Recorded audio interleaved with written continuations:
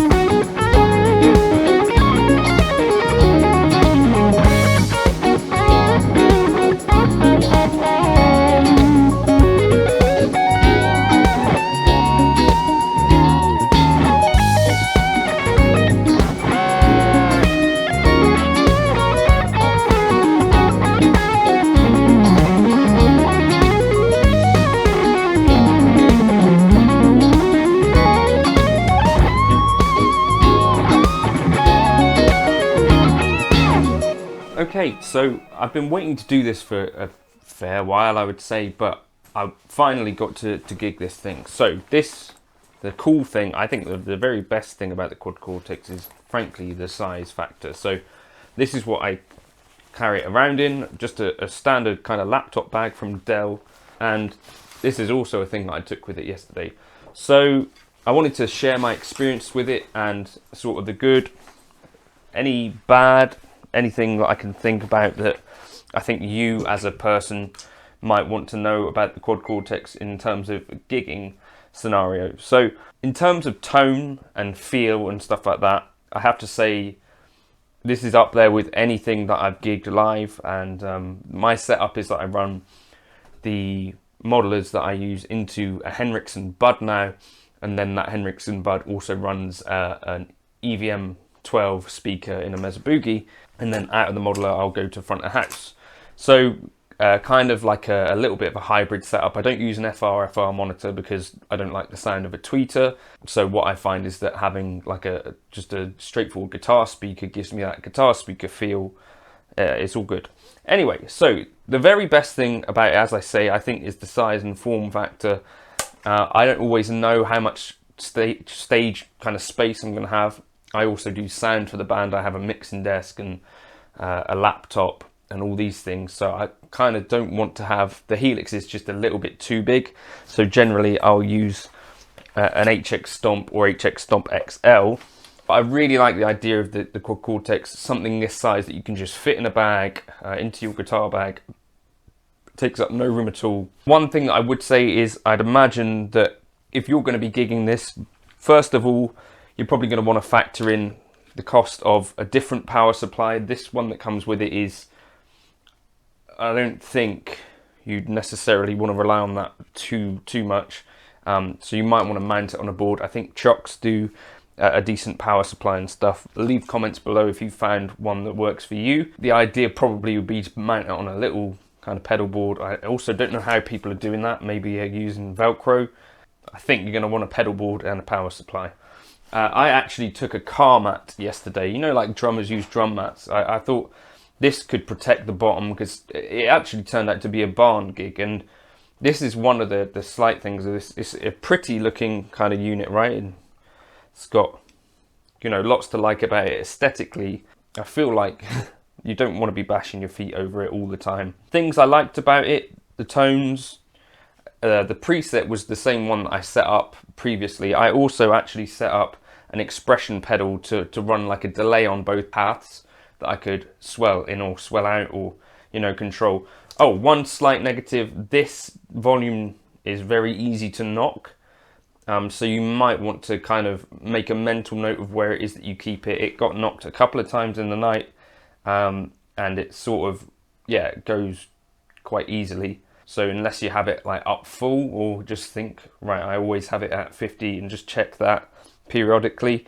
The tap tempo throws you into a tap tempo menu, which is not necessarily super helpful.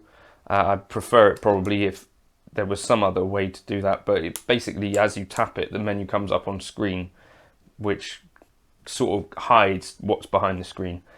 I think it would be nice, so this is an idea that I had, so I run it in scenes mode. There's also stomp and preset mode. This generally throws you up a preset and this throws you down a preset. In a gig, I only use one preset. What I was thinking was, what if we use this switch to switch between stomp and scene mode? Now, leave a comment below. I don't know if there's a Discord server where you could make this as a suggestion, but think of it as sort of like the mode preset switch on the Helix, where you can just switch so that you'd have your scenes, and then you press this, you go to your stomp mode. I think that would be, for me, a lot more reliable than trying to press these two at the same time and maybe accidentally throwing yourself into a different preset or whatever. Having this one up here would be ideal. I didn't have, I don't think I had too many or any mispresses of the foot switches, so although they are quite close together vertically, I found the spacing to be okay. Tonally, great stuff. I think Quad Cortex users are now in a fairly good place. Like, you could gig this thing now, I think. There's plenty of like the fundamental choices in there. You've got flanges, you've got phasers, you've got chorus. There's not the depth of some other modelers, but I feel like the form factor is there. I feel like the tones can be certainly achieved and quite simply. There wasn't anything that I thought, well, this is clearly missing now. You know, there might be specialist effects that if you really need, you're going to want to use some other unit, aren't you? But in terms of like simplicity and basically being able to do the job, it's there now. And I also feel like I'm only really using sort of like 2 processing bits. There's plenty of power in there that, in theory, there's going to be quite a lot of future proofness to it, and you know, hopefully as the years go on, they continue to bring interesting stuff to Quad Cortex users. So let me know your thoughts in the comments if you've gigged one yet. Is there anything you didn't like about it? Anything you liked about it?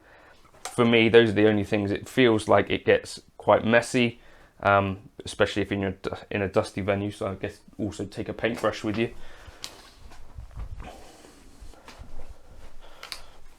And the power supply as well is a bit of a not necessarily ideal, but then there's plenty of other power supplies that aren't ideal, like the Helix, or HX Stomp, sorry, has a bit of a bulky power supply. Also, yeah, leave your comments below if you've got suggestions for power supplies that would do this, and maybe ones that are quite versatile and could be useful for other jobs as well. That would be optimal. But yeah, being able to, I think you may be able to, I'll just check the manual, you might be able to unassign this master volume, I'm not sure, but being able to switch between scenes and stomps with this switch, I think, or being able to just have some flexibility about what this switch controls, I think would be really decent, because you can do this with other units. You can basically assign foot switches to do pretty much anything. So that's something I'd be looking for from Neural in the future. But in terms of, could I gig that again? Absolutely. Will I? I think probably yes, because it's such a kind of nice small unit and powerful too. 17 thumbs up. Cheers.